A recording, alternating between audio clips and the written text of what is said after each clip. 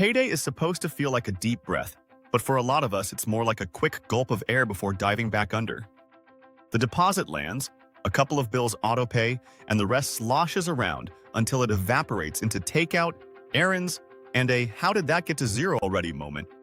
You don't need a new app or a color-coded spreadsheet to fix that feeling. You need a tiny ritual, a short sequence that happens the same way every time the money shows up. Think of it as payday choreography. Set steps, good music, 15 minutes, done. It starts with a name. Not the budget, not the plan, but the version of you you're funding. Call it something that makes you grin. Future me with options, summer, sabbatical, you, house keys you, student loan free you. When the deposit hits, open your banking app and say hello to that person. It sounds cheesy, it works. Money gets slippery when it's abstract. A name gives it a face. Now do the least dramatic move first. Nudge your checking account balance down to what you actually need to run the next 2 weeks. That number is smaller than you think, just the baseline bills, groceries, gas, and a little buffer for normal life. Everything else gets lifted out of reach before you notice it. The goal isn't to be austere. It's to keep your day-to-day pool shallow so accidental swan dives don't turn into belly flops. From there, let gravity do most of the work. Savings should pull, not push. Instead of promising yourself you'll transfer leftovers later, have your high-yield account suck a set amount from checking the moment the deposit lands. It's the difference between trying to remember to floss and owning an electric toothbrush that shames you into brushing. The pull can be small. Small is sustainable.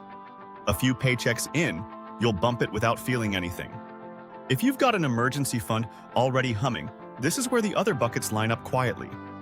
The opportunity money that waits for good surprises.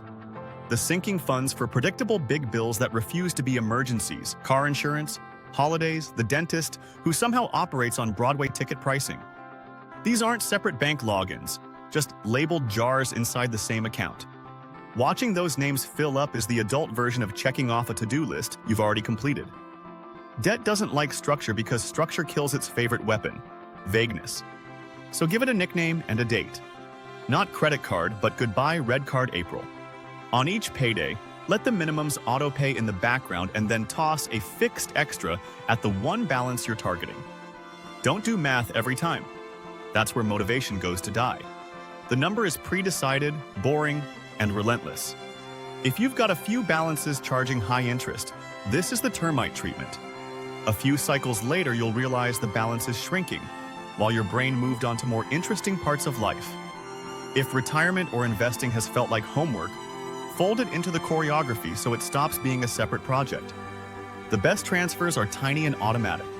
A sliver slides into a Roth IRA or a workplace plan right after payday, before you can grandly announce, "I'll invest when things calm down." Things never calm down. But a $50 or $100 per check landing in a broad index fund has a way of turning into real money without asking for your attention. When a raise shows up, don't overthink it. Bump that sliver a notch and let the rest of the raise upgrade today. Half for future, half for present is a surprisingly happy split. The nicest part of a ritual is the release valve.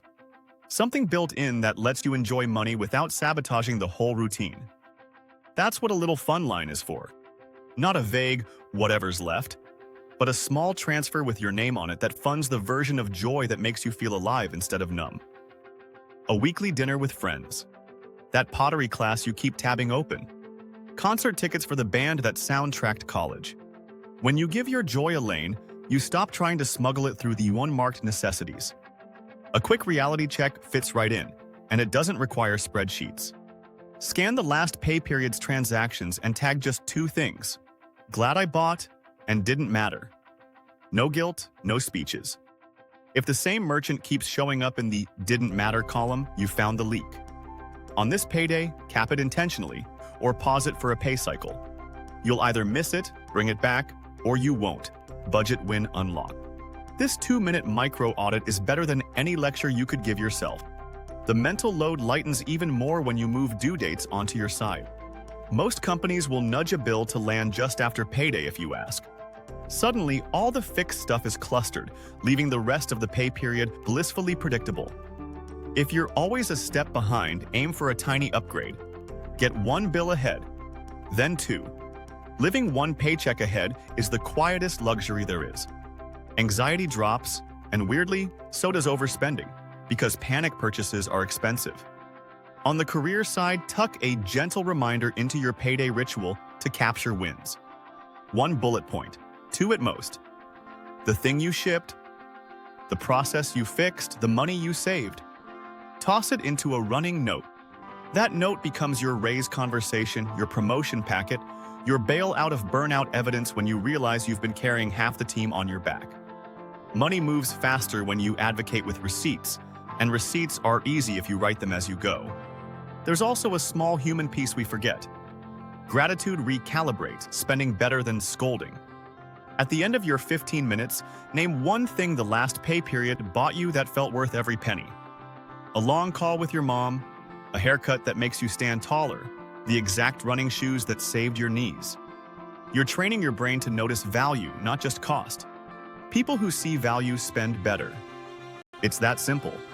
If you share finances with someone, make the ritual visible rather than mysterious. You don't need a summit. A 5-minute money stand-up at the kitchen counter works.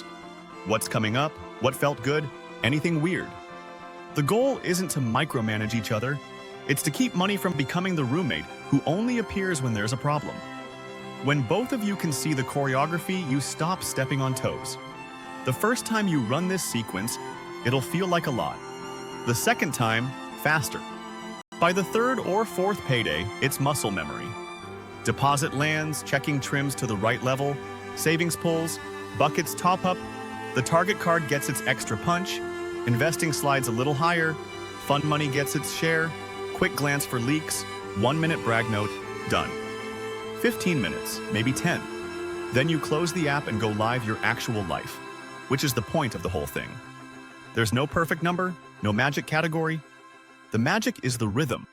When money arrives at random and decisions happen on vibes, you will always spend more than you meant to and save less than you hoped. When money arrives on schedule and you meet it with steps you chose on a calm day, the future quietly builds itself while the present stays enjoyable. That's not discipline for discipline's sake, it's design. You're designing a life where deposits turn into progress without drama, where bills get paid without fanfare, and where the fun isn't a guilty secret. It's part of the plan. Pick your song, pick your nickname, and run the choreography next payday. The deposit will feel different, not like a gulp of air before the next wave, but like a breath you can hold because the tide is finally on your side.